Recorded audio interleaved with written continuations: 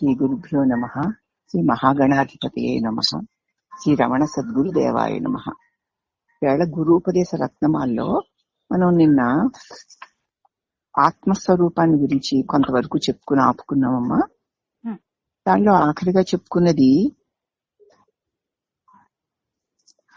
ఆత్మస్వరూపము నిర్గుణమని, అందువల్ల ఎరుక ఆత్మకి ఒక గుణం కాదు. అసలు ఆత్మస్వరూపం నిర్గుణమే అయి ఉంది.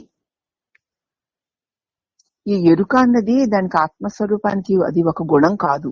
బాగా వివరంగా కూడా చెప్తున్న, సూర్యుడికి వెలుగు ఒక గుణం ఎట్లా కాదో, వెలుగు సూర్యుడు ఒకటే ఎలాగో, అలాగే ఆత్మస్వరూపం యొక్క లక్షణం ఎరుక. ఎరుక అంటే తెలివి, చైతన్యం, ప్రకాశం, జ్ఞానం అని అర్థం.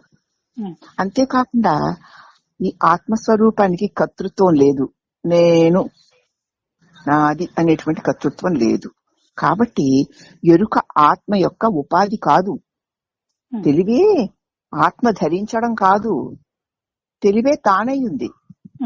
కనుక ఆత్మ ఎరుకే తన స్వరూపం అని తెలుసుకోవాలి. ఆత్మ యొక్క స్వరూపము చైతన్యమే, ఆత్మ యొక్క స్వరూపము తెలివే అని తెలుసుకోవాలి అని చెప్పుకున్నాం. పైన చెప్పినట్లుగా ఏది తానే నిరంతరము నేను ఉన్నాను అని అందరిలోనూ స్వయంగా ప్రకాశిస్తోందో, ఎటువంటి ఉపాధులు లేని దృఢమైన ఎరుకయే ఆత్మస్వరూప లక్షణము అని మనకు స్థిరపడింది కదా. ఏది తనకు తానే నిరంతరం నేనున్నాను అన్నటువంటిది అందరి యందు స్వయంగా తనకి ప్రకాశిస్తూ ఉందో, దానికి ఏ ఉపాధులు లేవు. నేనున్నాను అనడానికి ఏ ఉపాధులు అక్కర్లేదు.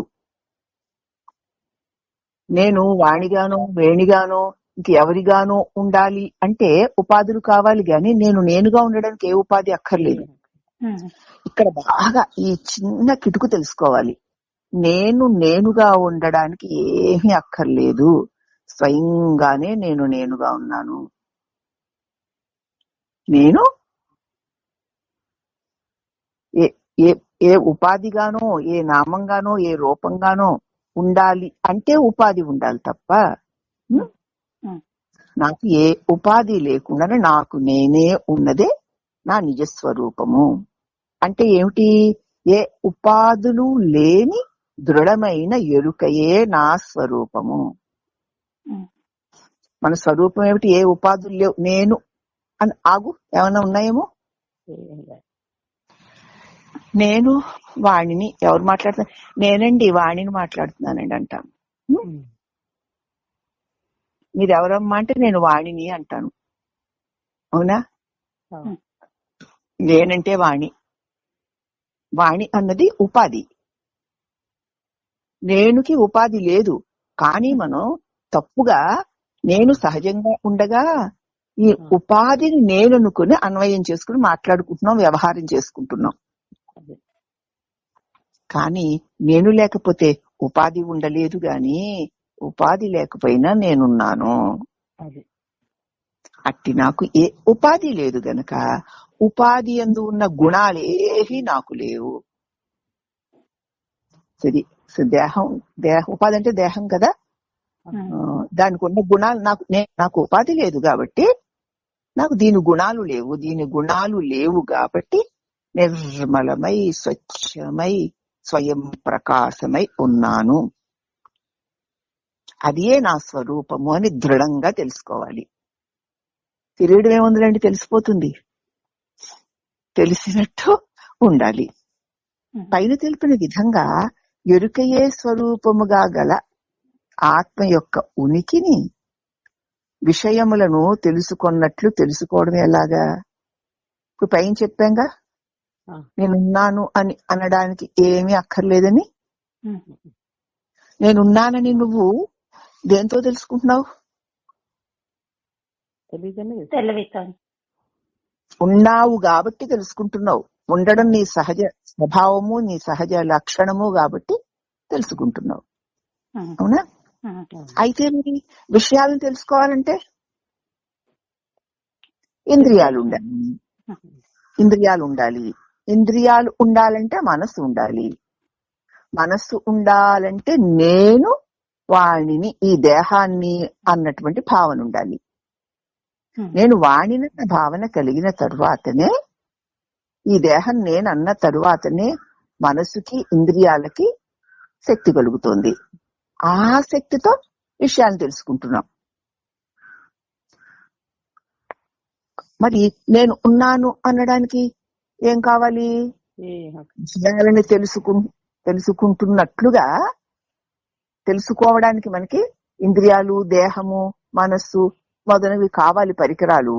కానీ నన్ను నేను తెలుసుకోవడానికి ఏమీ అక్కర్లేదు.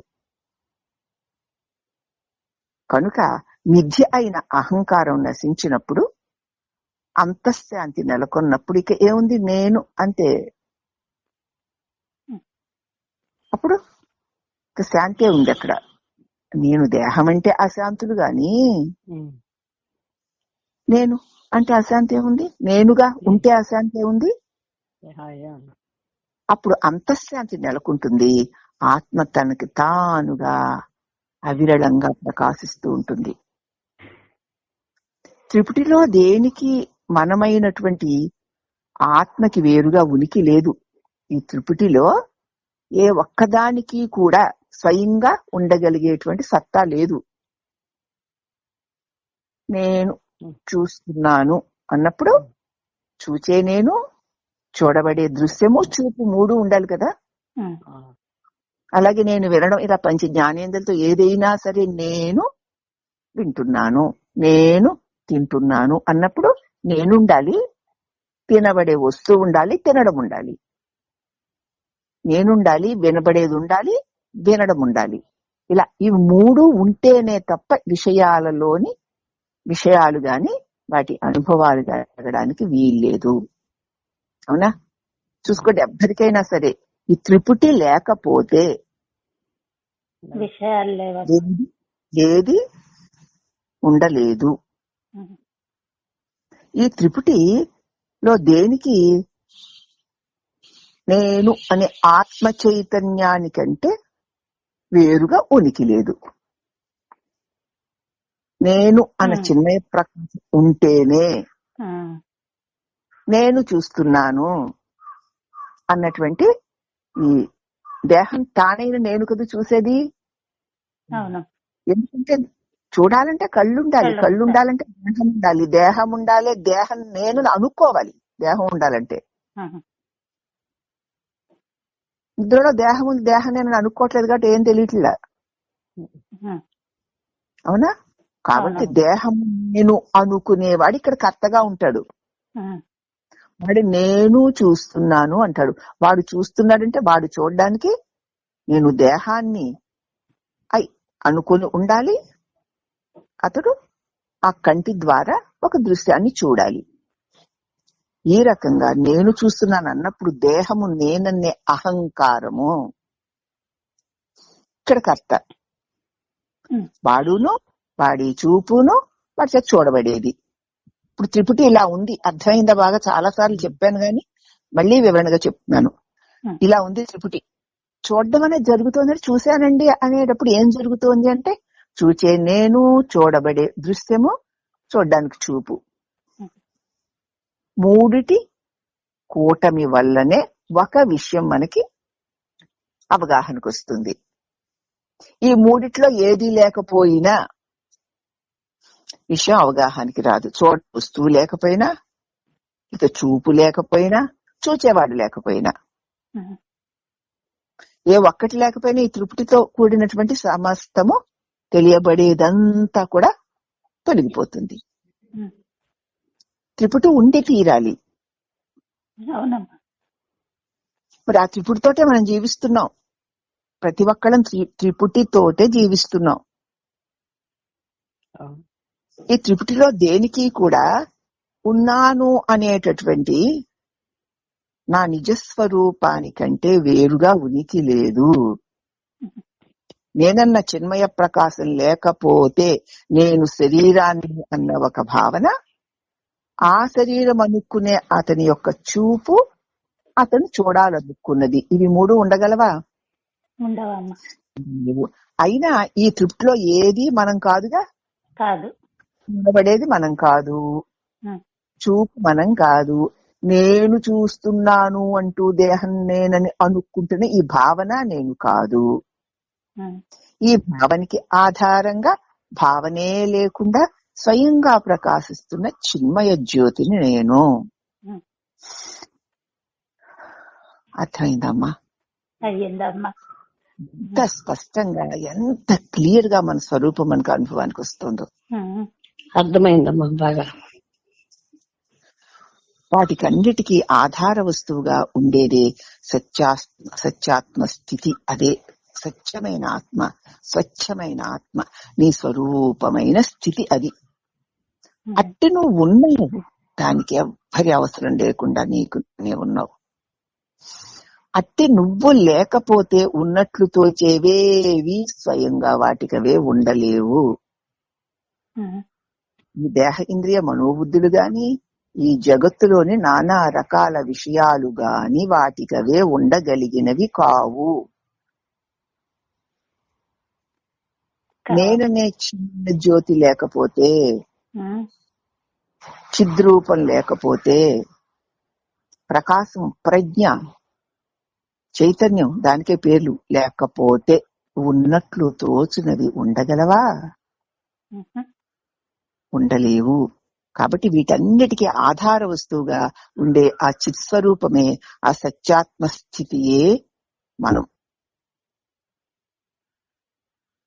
ఈ ఒక్క ముక్క బాగా మననానికి పెట్టుకుని దీనినే మన ధ్యానానికి ఆయుధంగా వాడుకుంటే చాలు. చూచేవాడు, చూడడం, చూడబడే వస్తువు, ఇవి త్రిపుటి. నేను చూసేవాణ్ణి, నేను చూస్తున్నాను, ఇవన్నీ నా చేత చూడబడుతున్నాయి అనే ఈ మూడింట్లో ఏ ఒక్కటి నేను లేకుండా ఉండలేనివి కదా. అయినా చూచే నేను ఆత్మ వస్తువు కాదు. ఇదిగో ఇది నేను చూస్తున్నాను అనేవాడు ఆత్మ కాదు, నా స్వరూపం కాదు. నా యందు అజ్ఞానం వల్ల నేను దేహాన్ని అనుకున్న ఒక్క భావన. ఇప్పుడు మన నేను ఉట్టి భావన, నేను అనుకునేది కేవలం భావన. ఆ భావన తలంపు, అది లేకుండా కూడా నువ్వు ఉండగలుగుతున్నావుగా. అదే నువ్వైతే భావన లేకపోతే కూడా నువ్వు ఉంటున్నావు. కానీ ఈ భావన నువ్వు లేకపోతే ఉండట్లేదు. అంటే నువ్వు లేకపోతే ఉండలేని నేను వాణిని అనుకునే భావన నువ్వెట్లా అవుతావమ్మా? కానే కాదమ్మా. మరి ఇప్పుడు ఎవరు? త్రిపుటిలో ఏది నువ్వు కాదు, నీ చేత త్రిపుటి తోస్తుంది. కాబట్టి ఏ ఒక్కటి నేను కాదు. అయినా చూచే నేను ఆత్మ కాదుగా, అది అహంకారమే. కనుక అది త్రిపుటిలో ఏదీ కాదు, అసలు ఏదీ కాదు, అసలు దానికి ఉనికే లేదు, భావనే కేవలం అది అని వివరించారు భగవాను. చూచుట మొదలైన వృత్తులు ఆత్మ యొక్క స్వభావంగా, ఆత్మకు చూడాలు, చూడకపోవడాలు, కాసేపు నిద్రోడాలు, కాసేపు లేవడాలు, అవేమీ లేవు దానికి. మన స్వరూపానికి, ఆత్మ అంటే మళ్ళీ ఎవరో అనుకోకండి, మన స్వరూపానికి అవి ఏవీ లేవు. చూడడం మొదలైన ప్రవృత్తులు ఆత్మ యొక్క స్వభావాలు కావు. చూస్తున్నాను అంటే, ఎవరైనా నేను చూస్తున్నాను అంటే అహంకారం యొక్క లక్షణమే అని తెలుసుకోండి. వింటున్నాను అంటే అది అహంకార లక్షణం. విన్నాను, అన్నాను, ఉన్నాను, అప్పుడు అక్కడ, ఇప్పుడు ఇక్కడ, అలాగా ఇల్లాగా అన్నది ఉంది అంటే అది అహంకారం యొక్క స్వభావం. దేహం నేననుకున్న స్వభావం వల్ల వ్యక్తీకరింపబడుతున్న వ్యవహారమే. ఇప్పుడు నిద్ర లేచి మొదలు నిద్రపోయేవరికి ఈ వ్యవహారం తప్ప మరొకటి ఉంది అవనికి. మరి ఇంకేమిటి? అదే కదమ్మా మిథ్యా జీవితం. ఇది అహంకార వ్యవహారము అని ఎప్పుడైనా గుర్తించామా? నేను దేవుడని ఆ పూజ చేస్తున్నానని, ఈ పూజ చేస్తున్నానని, ఆ ధ్యానాలు చేస్తున్నానని, ఈ ధ్యానాలు చేస్తున్నానని, ఇంత గొప్ప త్యాగాలు చేస్తున్నానని, ఇంత ఒక్క భజనలు చేస్తున్నానని, ఇంత భక్తుడనని, ఇంత సంసారాన్ని ఇగుతున్నానని, ఇన్ని బాధ్యతలు బరువులు మోస్తున్నానని, ఇంత మందికి ఇంతంత పంచిపెట్టానని, అదేదో కూడగట్టానని, ఇవన్నీ ఎవ్వడు అనుకున్నా అన్న వాడు అహంకారి. దేహము నేననుకున్న భ్రమలో ఉన్నవాడే వాడు శుద్ధ కళ్ళ. వాడు ఎవడాన్ని చూస్తే లేడు చూడండి. వాడిని చూడకపోవడం వల్ల వాడే నిజమైపోయిన నేనులాగా, వాడే ఇవన్నీ చేస్తున్న వాడిలాగా మనకు తోస్తున్నాడు. ఈ మొదలైన అంటే నేను చూస్తున్నాను అంటూ ఏది అన్నా అహంకారం యొక్క స్వభావమే అని తెలుసుకోండి. చూడడం ఒకటే కదా, ఒక్కదాని ఉపమానం చెప్పారు. ఏది నిన్నలా నేనలా అని అన్నాడు అంటే అది అహంకారం. అహంకారం అంటే ఆకారం నేననుకున్న భావన. అహంకారం అన్నప్పుడల్లా పొగరు, తిక్క అవన్నీ కాదు. ఆకారం నేననుకున్న భావన. ఇప్పుడు ఎవరికి లేదు ఆకారం నేనన్న భావన? అందరికీ. అదే మరి గురువు వచ్చిన తర్వాతే తెలిసిందమ్మా ఇదంతా. తెలిసింది కానీ వదలడం లేదు కదా. వదులుతుందిలే, ప్రయత్నం చేయమని మాటి మాటికి హెచ్చరిక. ఎందుకంటే మాటి మాటికి ప్రయత్నించేది అది రాదు. మానవ జన్మ జారిపోయిందా అవకాశం దొరకదు. కాబట్టి ఈ జన్మ రాలిపోక ముందే ఈ కర్మ వలయంలో బయటపడు అనేటువంటి సద్గురువుల మహర్షుల యొక్క అపారమైన కరుణ వల్ల మళ్ళీ మళ్ళీ మళ్ళీ మళ్ళీ చెప్పవలసి వస్తుంది. అంతే. మీ తెలివితేటలు తక్కువని, మీకు తెలియవని కాదు. ఎక్కడ ముడిపడి ఉన్నామో ముడి మనకు తెలియాలి. అవునమ్మా. ఆ ముడిని తెలియచేస్తున్నాడు, విప్పుకునే తీరు తెలియచేస్తున్నాడు, వదిలించుకోవడానికి సరైన ఉపాయాలు చెప్తున్నాడు గురువు. అందుచేత నేను చూస్తున్నాను, నేను చేస్తున్నాను అని ఎక్కడ ఎవరు అన్నా అది అహంకారం యొక్క స్వభావమే అని తెలుసుకోవాలి. అయితే ఉన్నాను అనే మూల ఆధారమైన భావనే లేకపోతే, ఉన్నాకనేనా అన్నీను. మరి చూస్తున్నాను అనే విశేష జ్ఞానం ఈ అహంకారానికి కలుగుతుందా? త్రిపుటే ఉండదమ్మా. కలగదు. కలుగుతోంది అంటే దానివల్ల. కాబట్టి అంటే దేనివల్ల? నీ చిస్వరూపం వల్ల, నీ స్వయం ప్రకాశత్వం వల్ల అది ఉండాలా. దానికి నేను స్వరూపాన్ని, నేను స్వయం ప్రకాశాన్ని, నేను చిన్మయాన్ని, నేను జ్యోతిని ఏమి అందు నేనుగానే ఉంటుంది, తెలివిగానే ఉంటుంది. అహంకారమే.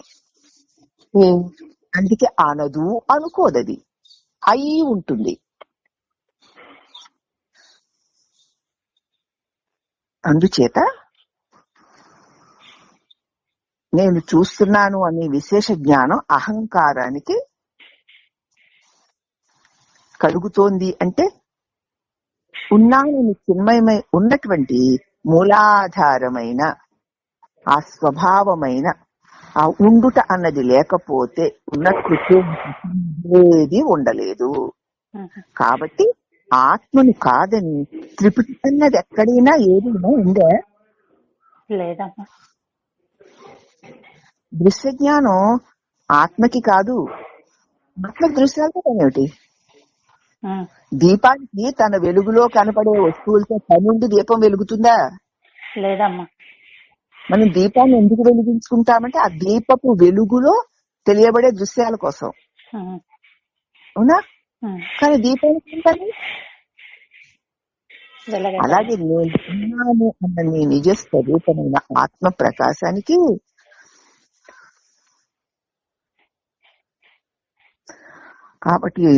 కాబట్టి ఆత్మను కాదని దృశ్య జ్ఞానం ఆత్మకి కాదు. ఆత్మకి దృశ్యంతో పనే ఉంది, తెలుసుకోవాల్సిన పనేమిటి? కాబట్టి ఆ త్రిపుటి ఆత్మ కాదు అని తెలుసుకోవాలి. ఇవి మూడు ఆ ప్రకాశంలో వెలుగుతున్నాయి తప్ప నాకు మొత్తం ఏం పనుంది? ఏం పని ఉందని సూర్యుడు వెలుగుతున్నాడు? మన అందరితో పని పెట్టుకుని ఆ పని కోసం ఆయన వెలుగుతున్నాడా? ఉండడం వెలగడం ఆయన స్వభావం అంతే. అలాగే ఆ ఉదాహరణ మాటిమాటికి ఎందుకు చెప్తారు? ఉండడం, ప్రకాశిస్తూ ఉండడం నీ స్వభావం. నువ్వు ఉండి ప్రకాశిస్తున్నావు కాబట్టి సూర్యుడు ఉన్నాడు, ప్రకాశిస్తున్నాడు అని గుర్తింపబడుతున్నాడు. మరి సూర్యుడివి కదా నువ్వు. అవునమ్మా.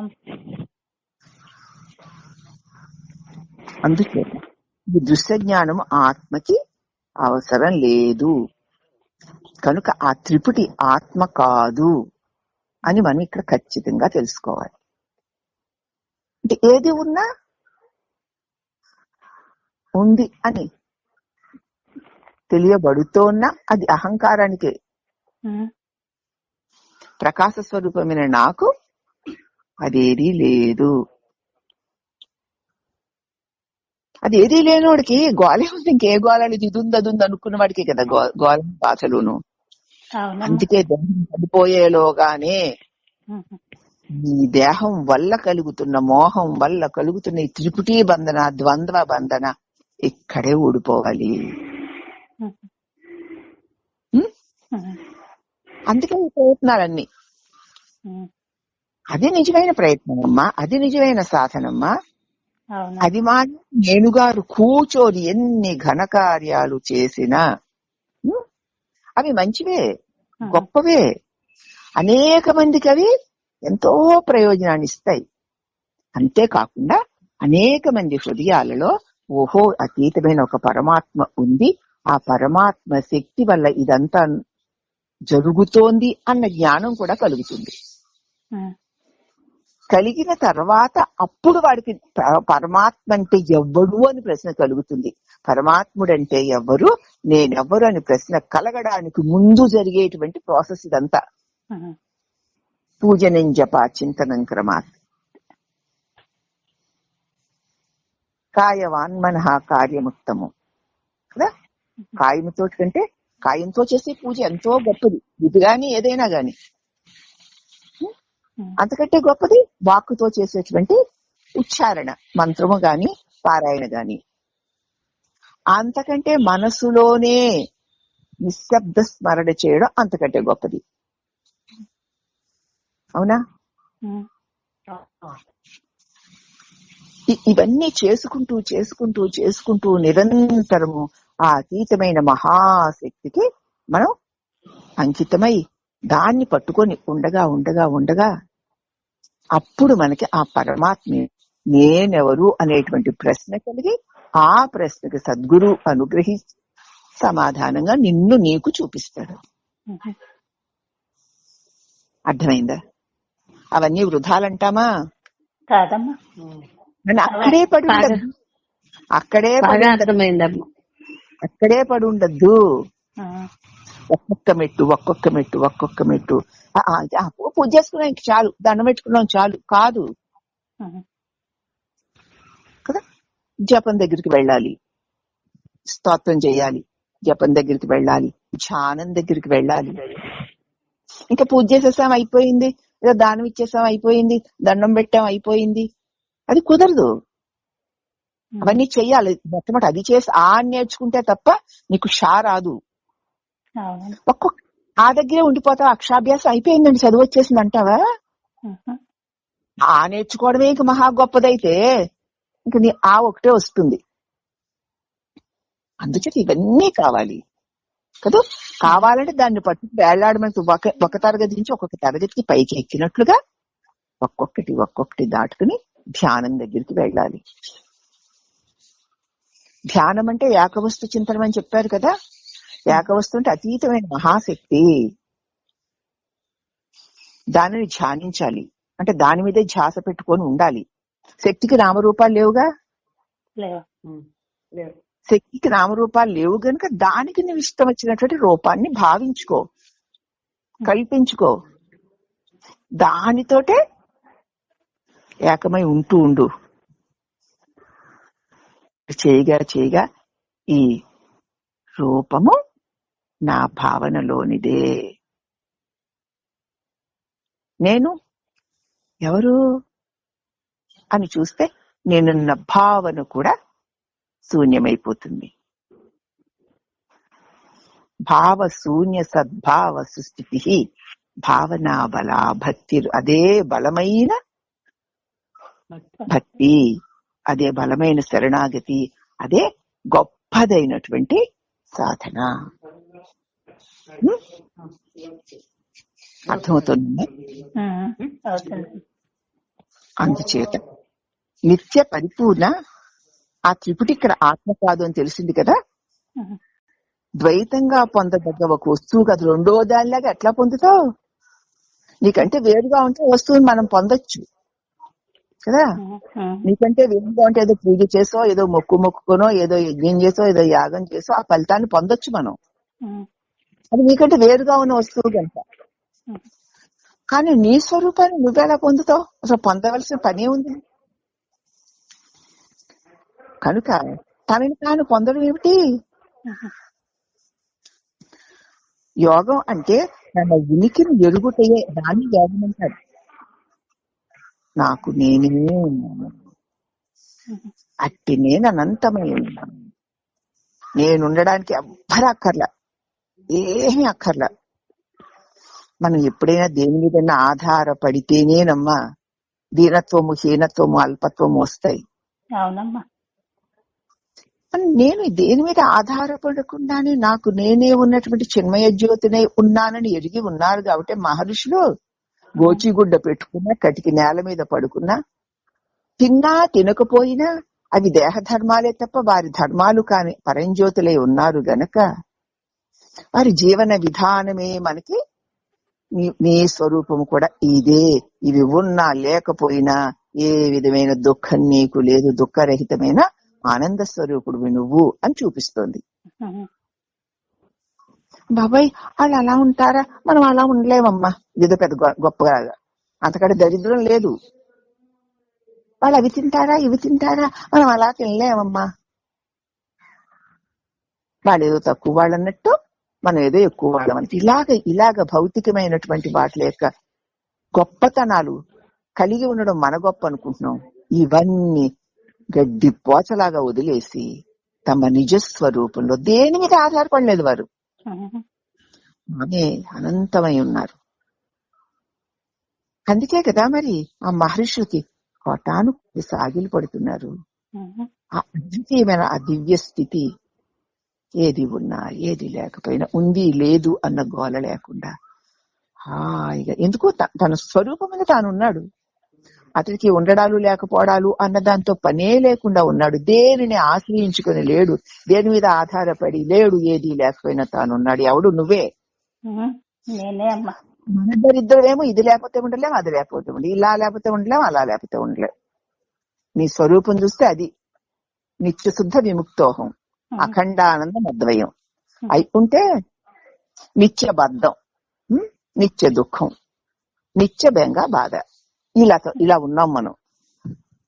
అమ్మో ఇది ఎలా అవుతుంది, అది అలా అయిపోతుంది, ఇది ఇలా అయిపోతుందేమో, ఇలా అవ్వదేమో, అది ఎంతసేపు ఇదే పోతున్నాయమ్మా. అవన్నీ వెళ్ళకపోతున్నాయి. అసలు మన స్వభావాన్ని, మన నిజ స్వరూపానికి, ఇప్పుడు మన వ్యవహారానికి కొంచెం పరిశీలించి చూసుకుంటే కొంచెం కూడా పొంతనలేదు అని ఎప్పుడు తెలుస్తుందంటే సత్య జ్ఞానోదయం కలుగుతున్నప్పుడు తెలుస్తుంది. అదే ఇప్పుడు జరుగుతుందమ్మా. అదే అరుణేనేవ బోధేన పూర్వసంతమస్తి తద్ ఆవిర్భవేదాత్మ స్వయమే వాంసుమానివ. అరుణోదయం కలిగేసరికి చీకట్లు నెమ్మదిగా తొలగిపోతుంది. ఇప్పుడు మనకి ఓహో నా స్వరూపం అదైతే ఇదని. ఎంత భ్రాంతిలో ఉంది, ఎంత భయంతో, భ్రాంతితో, ఈర్ష్యతో, ద్వేషంతో, దేహం మీద మమకారంతో, ఇంటి మీద, ఒంటి మీద, ఆస్తుల మీద, ఐశ్వర్యాల మీద, బిడ్డల మీద, గడ్డల మీద మమకారాలతో ఎంత లేనివన్నీ లేకపోయినా ఉండగలిగిన నేను వాటిని ఆశ్రయించుకుని ఇంతకాలం బ్రతికానా? కాదే అని అరుణోదయం అవుతుంటే చీకట్లు నెమ్మదిగా తొలగినట్లు నేను ఆ చిన్మయ స్వరూపానన్న స్పృహ నిలబడితే స్వయమేవ అంశుమాని, స్వయంగానే ఆ సూర్యుడు తనకు తానే ప్రకాశిస్తున్నట్టు నీ స్వరూపం అఖండ ప్రకాశమన్న అనుభవంలో ఐక్యమైపోతావు. తెలిసిందమ్మా ఇప్పుడు. అవును కదా, ఏది నేను కాదు, దీంతో అసలు ఏమీ సంబంధం లేకుండా నేను చిన్మయోహం శివోస్మై ఉన్నాను అన్నదానిని నిరంతర మననం చేత అరుణోదయం. ఇప్పుడు అరుణోదయం అయింది మనకి అనుకుంటాను, మరి ఎంతమందికి అయిందో తెలియదు. అవ్వాలి, అవుతుంది, అవ్వాలి అంటే బాధ. అవునమ్మా. దానిని ఇంకా వదలకుండా ఉంటే ఆటోమేటిక్ సూర్యోదయం అవుతుంది. అఖండ చిస్వరూపంగా నువ్వు వెలిగిపోతావు అని చెప్తున్నారమ్మా. అందుచేత నిత్య పరిపూర్ణ విశాలమైన స్వరూపం ద్వైతంగా పొందదగ్గ ఒక వస్తువు కాదు. తనని పొందడం అంటే యోగం అన్నమాట.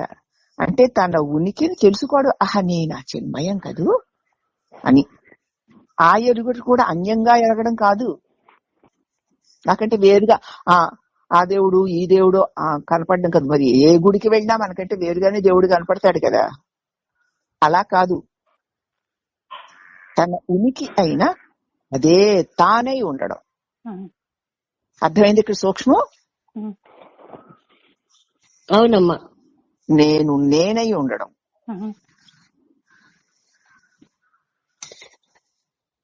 ఇక స్థూల సూక్ష్మములు, శూన్యత్వ పూర్ణత్వములు, స్థూలము సూక్ష్మము,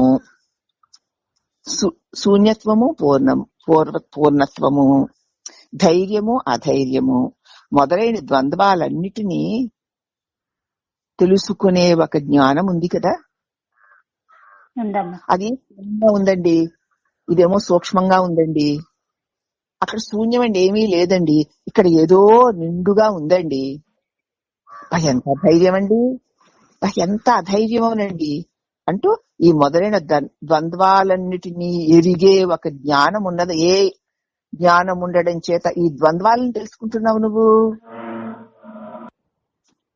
అది ఉండడం వల్లనే ఈ ద్వంద్వాలన్నీ తెలుస్తున్నాయి. మంచి చెడ్డ, తప్పు ఒప్పు, పాపం పుణ్యం అన్నీను. మరి ఆ ఎదిగే జ్ఞానము అన్నింటికీ మూలమై తనకు తానుగా చిన్మయమై ప్రకాశిస్తుందా లేదా? అనంతంగా ఉన్న ఆ జ్ఞానమే నేను.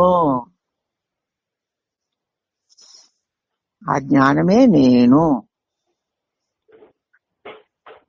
అర్థమైంది? ఎంత ఎంత నిశ్చింత, ఎంత ధీమ, ఎంత శాంతి. తన స్వరూపము తాను ఎరిగిన వారి అంతరంగ వైభవాన్ని అన్యులెరగగలరా? అది సంగతమ్మ. అదే నువ్వు అంచేత ఏంటంటే, ఎవరు ఎన్ని బోధలు చెప్పినా, ఎంత తెలిసిందనిపించినా తెలుసుకునేవాడు పోతే తప్ప అది సత్యం కాదు. తెలుసుకునేవాడు పోతే తెలివి తానే మిగులుతాడు. సత్యం.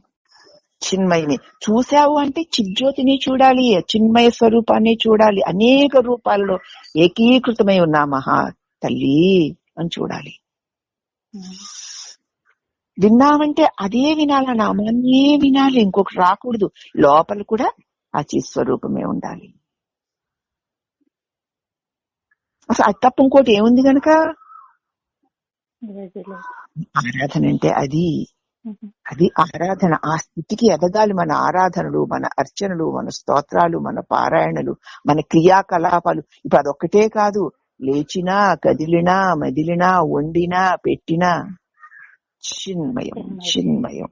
ఆ ఆ చైతన్య శక్తి యొక్క కదలికల్ని చూస్తూ ఉండాలి. నేను చేస్తున్నా అనుకోకూడదు.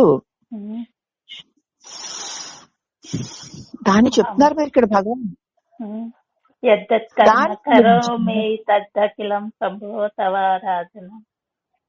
కదా మరి.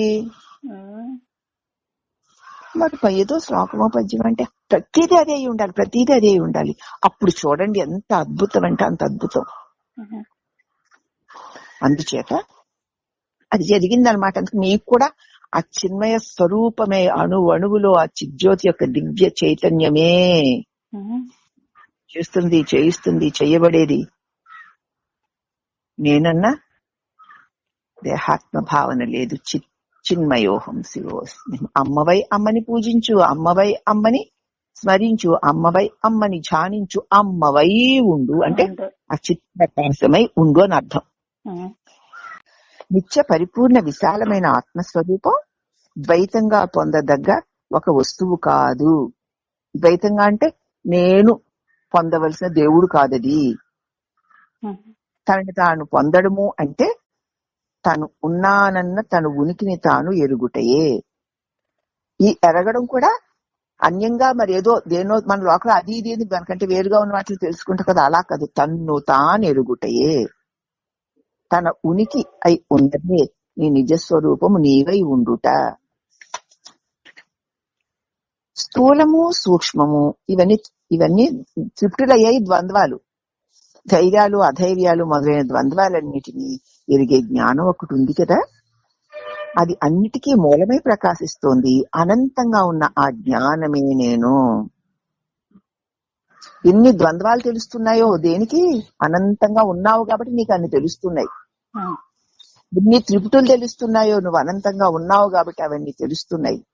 ఆ జ్ఞానమే నేను. అహంతయే అజ్ఞానం. నేను దేహాన్నన్న భావనే అజ్ఞానం. దానికి ఉన్న నామరూపాలు అనేకం.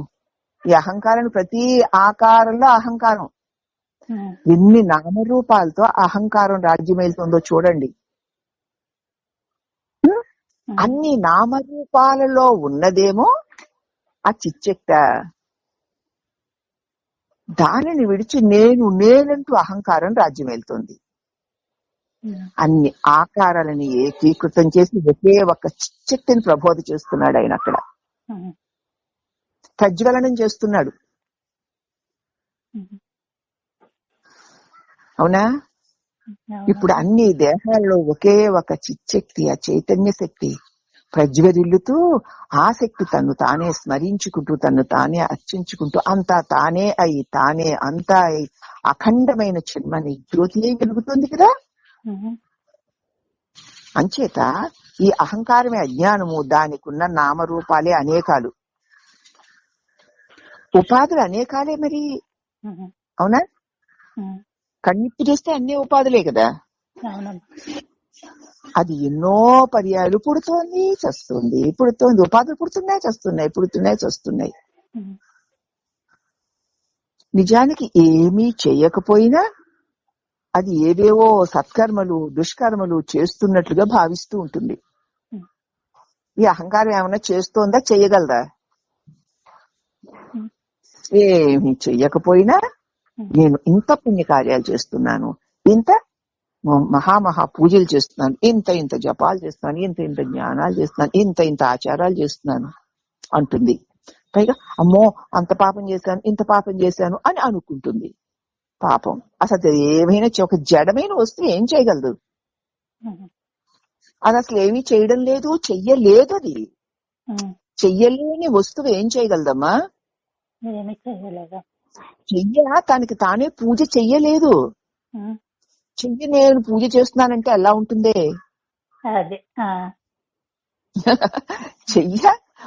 చెయ్యి పూజ చేస్తోంది అంటే చేస్తున్నది చెయ్యిగా కనిపిస్తున్నా దానిలో చేయిస్తున్న చైతన్యం వల్ల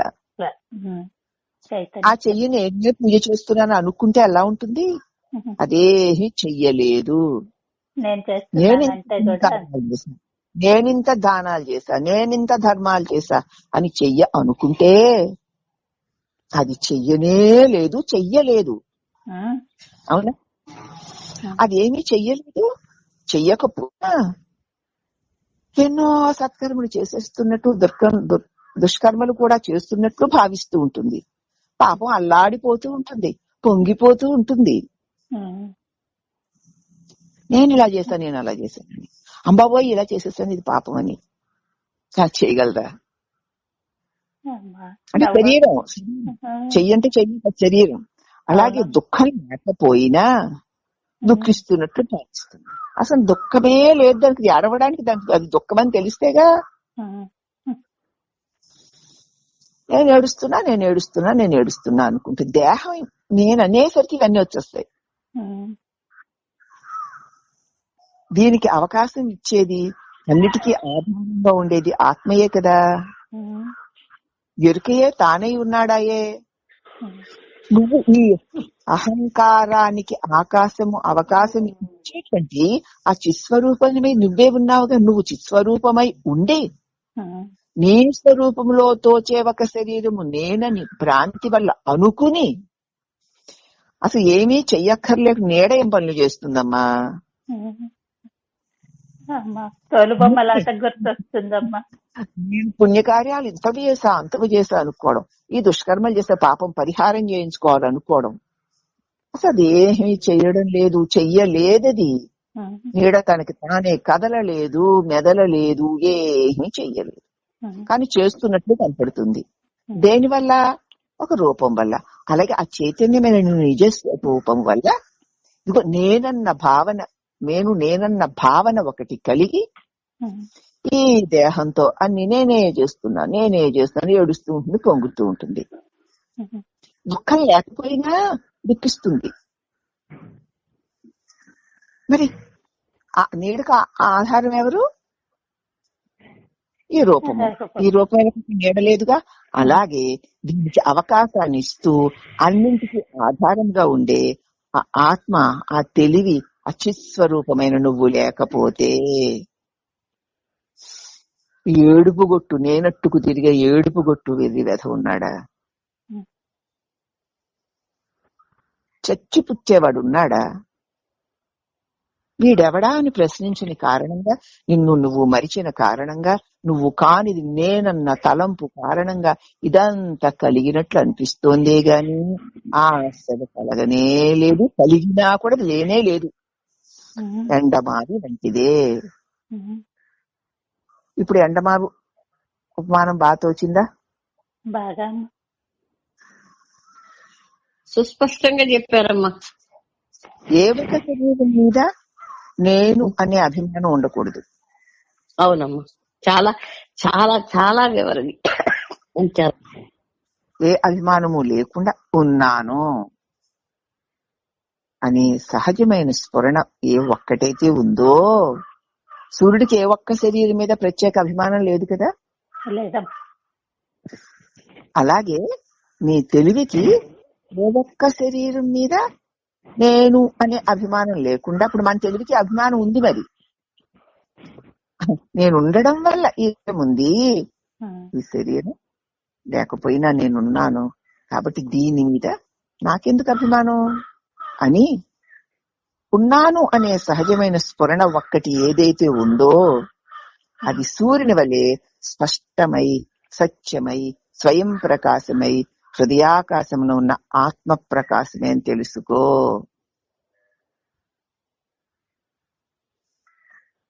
ఉన్నావు, ఉండడమే నీ నిజస్వరూపం.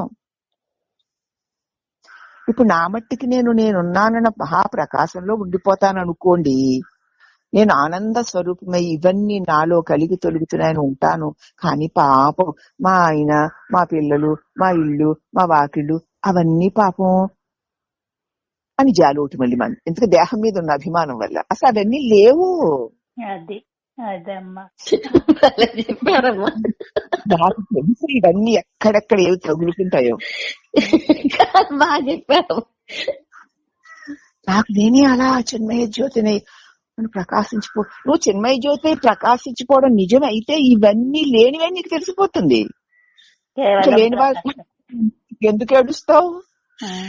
అంటే వీడు భ్రమతో లేకపోతుందమ్మా. అయితే నువ్వు అనుకున్నావు నా వాళ్ళని. మరి నా వాళ్ళు అనుకున్న వాళ్ళు ఎంతో మంది పోయారు కదా. కాబట్టి అసలు అనుకోవడం ఎందుకు?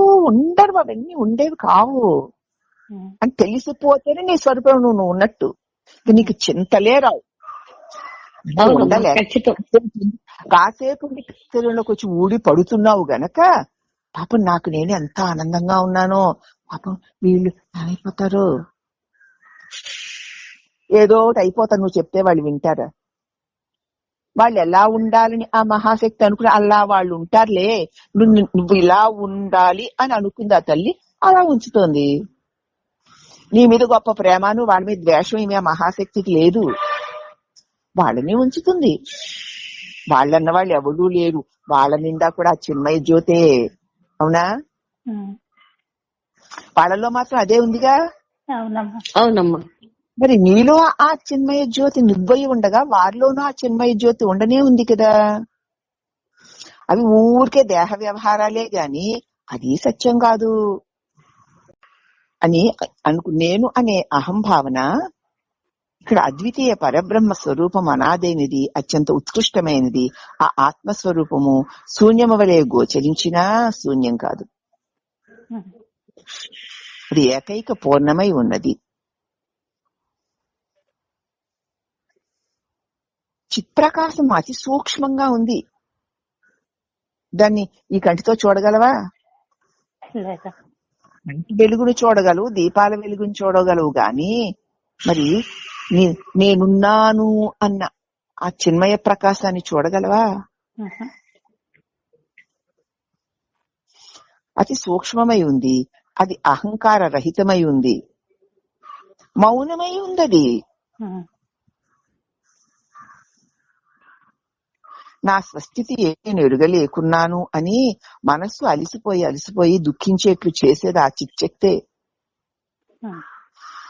అయ్యో నా స్వరూపం ఏంటో నేను తెలుసుకోలేకపోతున్నాను, తెలిసినా నిలవలేకపోతున్నట్టు మన మనసు అల్లాడుతోంది కదా.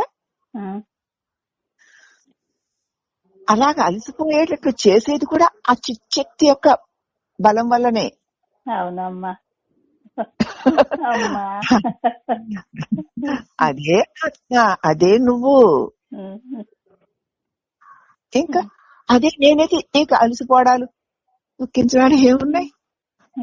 కానీ అటువంటి తపన, అటువంటి ఉద్రేగం, అటువంటి మరి ఆ విరహం, అయ్యో నేను మర్చిపోయి దేహంతో కలిసిపోయి దుర్గతి లేని నేను దుర్గతులు కలిగిన వాడి వల్ల దుఃఖిస్తున్నానే, ఈ దుర్గతి నాకు పోవాలి. అమ్మా అఖండ జ్యోతి, అనంత శక్తి, పరమాత్మ రక్షించు రక్షించు రక్షించు అని అలిసిపోయి నా వల్ల కాదు నేను కాదమ్మా అని పడిపోవాలి. అప్పుడు తెలుస్తుంది.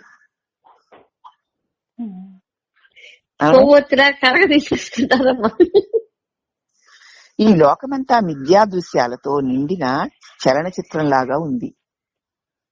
మాకు సినిమా లాంటిది ఇదంతా. జగము నాటకశాలరోరన్నా, జగన్నాటక సూత్రధారిని గనుమురోరన్నా, పాత్రధారివి కాక ఇచ్చుట సూత్రధారి పదవి నొంది. ఇప్పుడు సూత్రధారివా పాత్రధారివా? అంటే ఉన్నాను. ఎప్పుడైతే ఒక రూపము నేననుకున్నావో పాత్రధారి అయిపోతావు. ఇంకా ఆ పాత్రధారికి నానా రకాల దుఃఖాలు సుఖాలు. ఉన్నానన్న తెలివిలో తెలియబడే ఈ దృశ్యాలన్నీ పాత్రధారుడు. ఆ తెలివైన నువ్వే సూత్రధారి.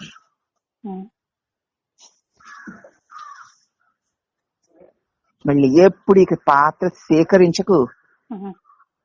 ఉంటేనే ఆ పాత్రలన్నీ, అమ్మ పాత్ర, చెల్లి పాత్ర, అన్న పాత్ర, తమ్ముడు పాత్ర, మొగుడు పాత్ర, పిల్లల పాత్రలు.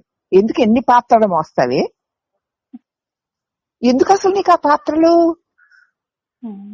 నువ్వు ఉన్నావు, ఇక పాత్రలతో పని లేదు, అంటే వేషాలతో పని లేదు అని తెలుసుకో. ఈ జగత్తు నాటకశాల. రకరకాల మరి సినిమాలో ఉన్నవన్నీ మిథ్యా దృశ్యాలే కదా, లేనివే ఉన్నట్లు కల్పించి అక్కడ చూపిస్తున్నారుగా. అలాగే నీ మనస్సు నీ నిజస్వరూప ప్రకాశంలో ఈ లేనివన్నీ ఉన్నట్టు కనిపించి చూపిస్తుంది. అది చూసి మోహంలో పడిపోతున్నావు. ఏమిటా ఈ కథ అని చూస్తే ప్రకాశానివి నీవేనని, నువ్వు లేకపోతే ఈ మనసు దీని చిత్ర విచిత్రాలు కూడా లేవని, అవి ఉట్టి కల్పనలేనని, ఉన్నది నేనేనని నీకు తెలుస్తుంది. ఆత్మ మాత్రం ఒక తెరలాగా చలనరహితమై ఉన్న సత్య జ్ఞానమై ఉన్నది నీ స్వరూపం. ఆ సత్యస్వరూపమైన తెర మీద కనిపించే దృశ్యాలే ఈ త్రిపుటి రూపమైన ప్రపంచం. అర్థమవుతుందా? సప్తస్వరాలను పలికించడానికి తప్పనిసరిగా కావలసిన శృతిలాగా, చలనచిత్రాలకి ఆధారమైన తెరలాగా తాను మారకుండా జగత్తులోని మార్పులన్నిటికీ ఆధారమైన దానిగా నిష్కళంకమై తానుగా ఉంటూ ప్రకాశిస్తున్నదే నీ స్వరూపము. సప్తస్వరాలు పలికించాలి అంటే తప్పనిసరిగా ఒక శృతి కావాలి, అవునా? అలాగే చలనచిత్రం, ఒక సినిమా కనిపించాలంటే తప్పనిసరిగా ఒక తెర కావాలి.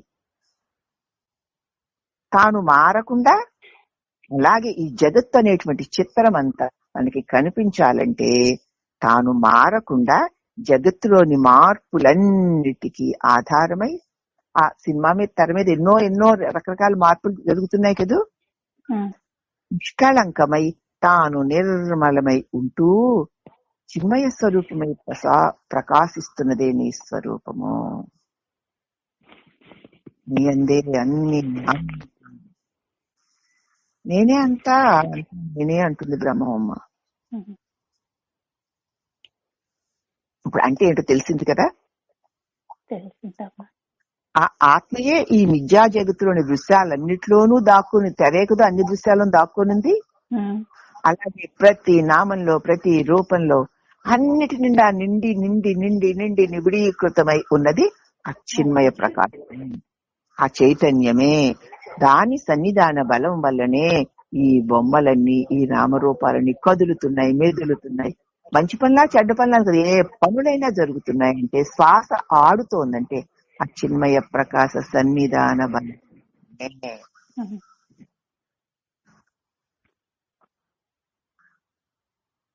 అటువంటి చిన్మయ స్వరూపం, నీ తెలివి స్వరూపం ఈ జగత్తులోని దృశ్యాలన్నిటిలోనూ దాగి ఉంది. కనపడుతుందా మరి? దండలో దారంలాగా దాగి ఉంది అన్నిటి నిండా. అన్నిటి నిండా నీ చిత్స్వరూపమే, నీ స్వరూపమే ఉంది ఉంది ఉంది ఉంది ఉంది, అల్లా ఉంది, ఇల్లా ఉంది అంటూ అనుకోవడానికి ఆధారమై ఉంది నీ స్వరూపమే. అనేక రకాలుగా తోస్తున్న ఈ మాయా ప్రపంచాన్ని నిజమైనదిగా గోచరిస్తుంది కూడా నీ స్వరూపమే. నీ నిజతత్వమే దాని నిజతత్వంగా కనిపిస్తోంది. అయినా ఆ నామరూపాలు సృష్టిలయాలు లక్షణాలు పొందక, అవి నామరూపాలు కాబట్టి అవి కలిగి తొలుగుతూ ఉంటాయి కాబట్టి వాటి లక్షణాలని తాను పొందకుండా సర్వత్రా ఉంది. దానివల్లనే ఇవన్నీ తెలుస్తున్నాయి, దానివల్లనే ఇవన్నీ గ్రహింపబడుతున్నాయి.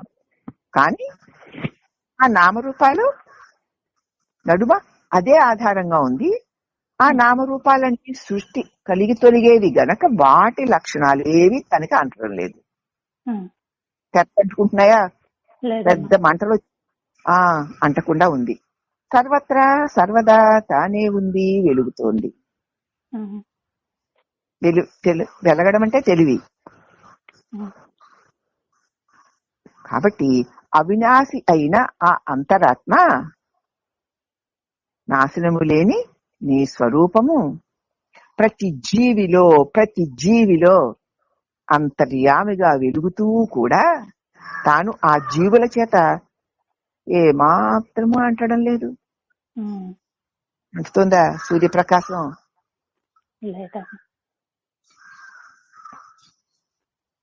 ఆ ప్రతి జీవుణ్ణి తాను ఉండు స్థానంగా భావించి ఒక్క క్షణమైన వదలక అలిసిపోక నడిపిస్తున్నది ఆ దివ్యశక్తే. ప్రతి శరీరంలోనూ తాను ఉండి ఏమాత్రము అలుపు లేకుండా అన్నిటినీ నడిపిస్తుంది ఆ చిజ్యోతే, చిన్మయ శక్తే. ఇది ఎంత ఇష్టమో! చిన్మయి పరమానంద విజ్ఞాన ఘనరూప చిద్రూపి పరదేవత భగవతి శ్రీరాజరాజేశ్వరి చిత్కళానంద కలిక ప్రేమరూప ప్రియంకరి. ప్రతి శరీరంలోనూ చిత్కళ ఆనంద కలిక అంటే ఒక చిన్న దీపం వలె ప్రతి శరీరాన్ని చైతన్యీకరించి కదిలించి మెదిలిస్తోంది.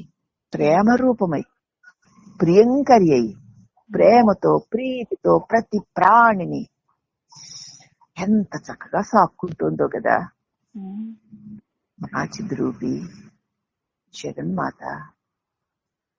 ఏం మిగులుతుందమ్మా? ప్రతి నామంలోనూ ఎంత అద్భుతం, ఎంత అద్భుతం, ఎంత దివ్య అనుభవం నిండి ఉందో. అవినాశి అయిన అంతరాత్మ ప్రతి జీవిలోనూ అంతర్యామిగా వెలుగుతూ కూడా తాను ఆ జీవుల చేత గ్రహింపబడ్డం లేదు. ఆ జీవుడు తెలుసా, ఆ మహా చైతన్య శక్తి వల్ల తాను కదిలి మెదులుతున్నాను వాడు తెలుసా? తెలీదు. పాపం ఆ శక్తి వల్లే వీడు కదులుతూ ఉన్నా ఆ శక్తిని వీళ్ళు గ్రహించట్లేదు. వీళ్ళంటే మనమే. ఆ ప్రతి జీవుణ్ణి తాను ఉండు స్థానంగా పాపం ఆ మహాశక్తి ప్రతి జీవులోనూ తానున్నాను అని ఒక్క క్షణం కూడా వదలకుండా అలిసిపోక అనంతంగా నడిపిస్తుంది ఆత్మ.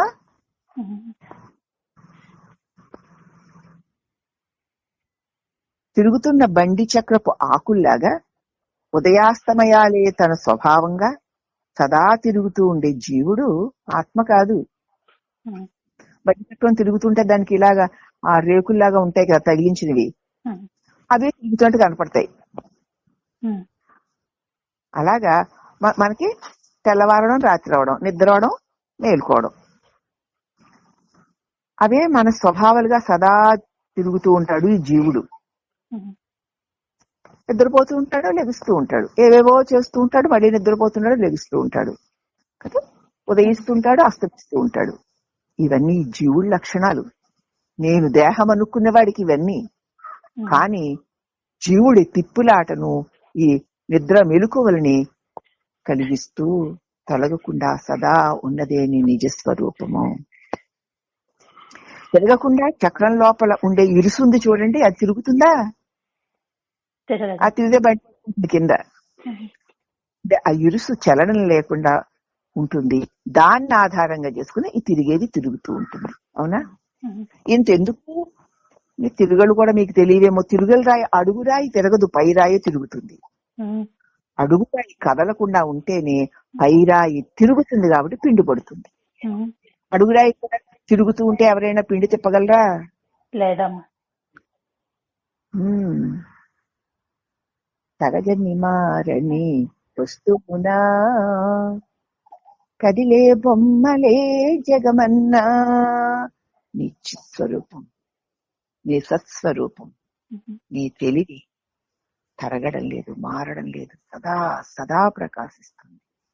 దాని ఎందే తిరుగుతున్నట్లు, పుడుతున్నట్లు, సృష్టి పుడుతున్నట్లు, ఉంటున్నట్లు, మారుతున్నట్లు, మళ్ళీ లయిస్తున్నట్లు, నట్లు నట్లు నట్లు నట్లు కనిపిస్తుంది.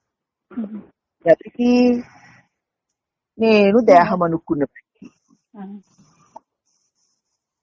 అందుచేత తిరుగుతున్న బండి చక్రపు ఆకుల్లాగా ఉదయ అస్తమయాలే తన స్వభావంగా ఉన్నటువంటి జీవుడు వీడు ఆ చిన్న స్వరూపం కాదు. తిరగకుండా చక్రం లోపల ఉండే ఇరుసు చలనం లేకుండా ఉన్నదే. ఎప్పుడు ఈ 3 అవస్థలు, 3 దేహాలు, 3 కాలాలు కలుగుతోన్నా తొలుగుతోన్నా కదలక మెదలక కలగక తొలగక ఉన్నానన్న స్వరూపముతో ఉన్నదే నీ నిజస్వరూపము. దృశ్యమే కనబడేవి కనబడినగాక. చూడండి మనకి ఎంత స్వాంతనిస్తున్నారు ఇక్కడ. కనపడినివ్వు. అదృశ్యమైనా కనపడకుండా పోనీ, కొన్ని కనపడతాయి, కొన్ని కనపడవండి. అవునా? ఆత్మస్వరూప జ్ఞానానికి దాని వల్ల మంచిగాని చెడ్డగాని ఉంది. ఏవో గొప్ప కనపడితే ఏమిటి, కనపడకపోతే ఏమిటి? స్వరూపానికి నష్టమేముంది, లాభమేముంది? ఏమీ లేదమ్మా. ఏమీ లేదు. కాబట్టి పూర్ణమై శివమై ఏకమై వెలిగే సద్వస్తువులో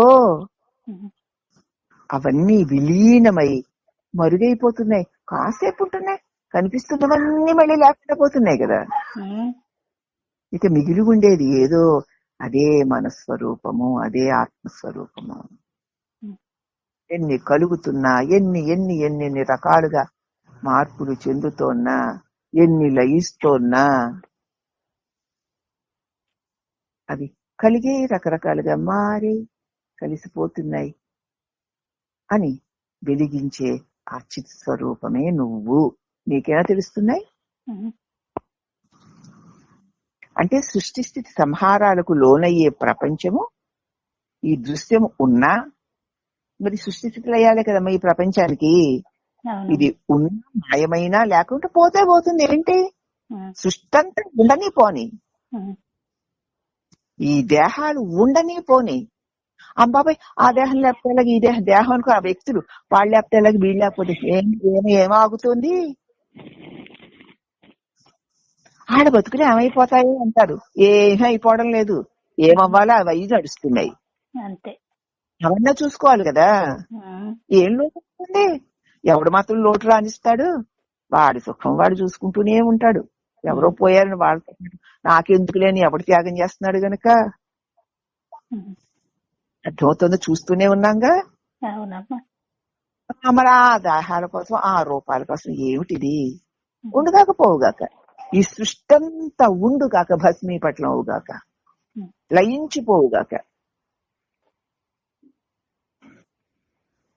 కాబట్టి దానివల్ల ఈ సృష్టి స్థితి వ్యవహారాలకు లోనయ్యే ఈ ప్రపంచ దృశ్యం ఉన్న మాయమైన దానివల్ల ఏ విధంగానూ బాధింపబడక ప్రళయంలో ఈ దృశ్యమంతా నాశనమైన తర్వాత కూడా తాను అద్వితీయమైన పరిపూర్ణమై ప్రకాశించేదేదో అదే ఆత్మ, అదే శివం, అదే సత్యం, అదే సుందరం. సృష్టి అంతా లయించిపోయిన తర్వాత అప్పుడు ఆ సముద్ర మధ్యంలో విశ్వమంతా జలమయం అయిపోయింది, దానిలో లయమైపోయింది. అప్పుడు బర్యాకుం తేలునట పరబ్రహ్మము చిన్ని బాలుడై పసిబిడ్డయ్యి కరార విందేన పదార విందం, పదార ముందిందేన ముఖార విందం, ముఖార విందేన వినివేశయంతం, వటస్య పత్రస్య పుటేశయానాం బాలం ముకుందం మనసా స్మరామి. అంటే దాని మీద మర్యాద తప్ప మీద తేల్చిన ఒక చిన్న పిల్లాడు కనపడతాడు మనకి. చిన్న పిల్లాడు అంటే నిర్మలమై ఉన్నది, ప్రకాశిస్తూ ఉన్నది. ఈ సృష్టి అంతా లయించినా లయించక, ఏ నాశనము లేక చిత్స్వరూపమై ప్రకాశిస్తున్న అచిన్మయ జ్యోతియే ఆ చిన్ని కృష్ణుని సంకేతంగా మనకు చూపించారు. ఉన్నాడా?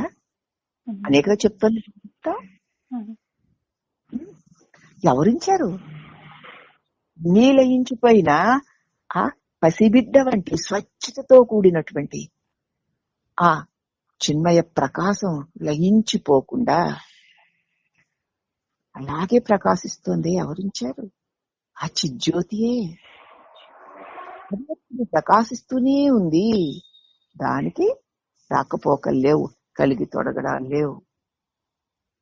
ఇటువంటి సహస్ర కోటి సృష్టిలో కలుగుగాక తొలుగుగాక, అనంత కోటి దేహాలు కలుగుగాక తొలుగుగాక, నేనున్నాను. అది ధైర్యం. ఆ ధైర్యం ఇప్పుడు నేనున్నానన్న దాను నువ్వు స్థిరపడితే ఆ ధైర్యం దానికి అదే వస్తుంది. అతడే వీరుడు, ధీరుడు. దాన్ని సంపాదించుకోవాలి. అది నీ స్వరూపం, నీ స్వభావం. కాని దాంతో పడి ఉండడంలో పిరికితనము, భయము, బాధ, లాభము, ద్వేషము, క్రోధము అవన్నీ కలుగుతున్నాయి. ఈ స్వరూపం నువ్వు ఎరిగితే ఇవేవి అస్సలు దాని పొలుకువే ఉండదు మనకి. అందుచేత సృష్టి స్థితి సంహారాలకు లోనయ్యే ప్రపంచ దృశ్యం ఉన్నా మాయమైనా దానివల్ల ఏ విధంగానూ బాధపడక ప్రళయంలో ఎంత నాశనమైన తర్వాత కూడా తాను చిన్మయమై అద్వితీయమై పూర్ణమై ప్రకాశిస్తూ ఉన్నదే ఆత్మ, అదే నేను, అదే సత్యం, శివం, సుందరం, అదే నేను. ఎంత ధీమా అంటే అంత ధీమా. దీన్ని నమ్మారా ఇక అంతే, దుఃఖం పటాపంచలైపోతుంది. నమ్మడం ఏంటి? అదే నువ్వు నమ్మినా నమ్మకపోయినా ఎవరికి నష్టం, నీకే నష్టం. అంతే. అదే సత్యం. ఏవైనా రాని, ఏదైనా పోని, కలగని తొలగని, ఉన్నది నేనే, ఉన్నది నేనే, అఖండ చిన్మయమై ఉన్నాను. ఇప్పుడు నువ్వు చిన్మయమై ఉన్నానన్న అనుభవాన్ని స్థిరపెట్టుకుంటే ఇప్పుడు చెప్పబడినవన్నీ నీ అనుభవంలోకి వస్తాయి. ఇప్పుడు స్థిరపెట్టుకోకుండా వినేసి ఆహా ఓహో అనేసుకుంటే నీకు అనుభవాల్లోకి రావు తప్ప. కాబట్టి ఈ ప్రభావాలు నీ వదలవు, అంతే. అందుచేత నేనెవడను అని విచారిస్తే మనల్ని వంచే అహంత అణుగుతుంది. అర్థమవుతుందా? ఎవరండి నేను అని ఒకసారి ఆలోచిస్తే మనల్ని మాయ చేసే, వంచే లేని ఈ జగత్తు సత్యం కాని, ఈ జగత్తు నిత్యం కాని, ఈ జగత్తు దీనిలోని రూపాలు ఇవన్నీ శాశ్వతాలన్నటువంటి భ్రమ తొలగిపోతుంది. అప్పుడు విశదంగా స్ఫురిస్తుంది నీ స్వరూపం. ఈ నేను అన్న అహం భావన తొలగితే తప్ప స్పష్టంగా నీకు నీ స్వరూపం అనుభవానికి రాదు. అదే ఆత్మ నీ స్వరూపం. దీనినే భగవంతుని అనుగ్రహము అని. శివుడు అనుగ్రహించిన నటరాజ దర్శనమని ఉపనిషత్తులు పేర్కొన్న ఇదే శివుడు అనుగ్రహించిన నటరాజ దర్శనం. నటరాజ దర్శనం అంటే ఒక్క క్షణం కూడా ఆగకుండా నిరంతరం స్పందిస్తూ శరీరాలన్నింటినీ కదిలించడమే నటరాజ నాట్యం. ఒక్క క్షణమన్నా ఆగుతున్నాయా శరీరాలు కదలకుండా మెదలకుండా? వాటన్నిటినీ ఆడించడమే ఆయన నాట్యం. అన్నిటినీ ఆడించే ఆటలు ఒక ఆట ఆడకుండా స్థాణువై ఉన్నాడు. అవునా? కాబట్టి నేనెవడిని విచారిస్తే మనల్ని వంచే అహంత నేను దేహమన్న భావన అణిగిపోతుంది. నేనెవరు అనేసరికి మరి నేను వాణిని అనే నేను లేకుండా పోతుంది కదా. అప్పుడు విశదంగా స్ఫురిస్తుంది నీ స్వరూపం. అదే ఆత్మ. దీనినే భగవంతుని అనుగ్రహము. ఇదే శివుని అనుగ్రహించిన నటరాజ దర్శనము అని ఉపనిషత్తులన్నీ పేర్కొంటున్నాయి దీన్నే. కాబట్టి అటువంటి చిత్ స్వరూపమే నేను అన్నటువంటి మాటికి నేననుకోకుండా చిన్మయోహం శివోస్మంగా సదా ఉండేటువంటి బోధని ఇక్కడ అందిస్తారు. ఇంకెంతో లేదు. ఈ పుస్తకం కూడా అమృతం అంతా ఇక మొత్తం పంచి అందరికీ పంచి ఆ తర్వాత ఇక పంచడానికి ఏమీ మిగలదు అంటే అమృతమే ఉంది. అంతా అమృతమై ఉన్నది నేనే అదే అమృతం. ఇంకా పంచుకొని తీసుకుని దేవుడించే వాళ్ళు ఎవరు ఉండరమ్మా నిజంగా వింటేను. ఎవరినైనా అడుక్కుంటే వాడికి ఇవ్వచ్చు. ఉండరిక అడుక్కునే దరిద్రం పోతుంది. అవునా? ఎవరికి దేహం అన్న వాళ్ళకి రాక్షసులైనా దేవతలైనా దేహం నేను అనుకున్నాను కాబట్టి అమృతం కావాలని అల్లాడారు. కాబట్టే దాన్ని పంచేవాడు రావాల్సి వచ్చాడు. అవునా? ఇక కావాలని అడిగేవాడు మిగలడు. ఏది నాకేం కావాలి, నేనున్నాను అని హాయిగా ఉంటాడు. జీవితంలో ఎన్నో అనుభవాలు వస్తున్నాయి. కష్టాలు, సుఖాలు, బాధలు, రాగాలు, ద్వేషాలు, ఇష్టాలు, అయిష్టాలు ఎన్నో వస్తున్నాయి. వచ్చేవి కూడా వెళ్ళేవి కూడా. మళ్ళీ వస్తాయి, వెళ్తాయి. ఇది పునరావృతం అవుతూనే ఉంది కదా. దేనికి ఆశ్చర్యపోతావు, దేనికి మోహపోతావు, దేనికి భయపడతావు, దేనికి భ్రాంతి చెందుతావు? నువ్వు అలాగే ఉన్నావు. అన్నిటికీ మాటికి చిత్స్వరూపంగా నిన్ను నువ్వు చూసుకునేటువంటి సాధన నిరంతరం చేస్తూ ఉండాలి. అది చేయకుండా తెలుస్తుందమ్మా, ఎందుకు తెలియదు? నేను అందుకే తెలుసు అన్న వాళ్ళందరినీ కూడా తక్కువ చేసి మాట్లాడట్లేదు. కాదు, చూసుకోండి అంటున్నాను అంతే. అవునమ్మా, తెలుస్తుంది కదమ్మా మాకైనా. అంచేత అసలు ఎందుకంటే సత్యం తెలిసే కొలిది ఈ తెలియటనాలన్నీ వాటికి అవే పోతాయి. ఓహో మనకి తెలిసిందంతా వస్తుంది అని తెలుస్తుంది అప్పుడు. సరేనమ్మా, రేపు చెప్తున్నా. అలాగే అమ్మా.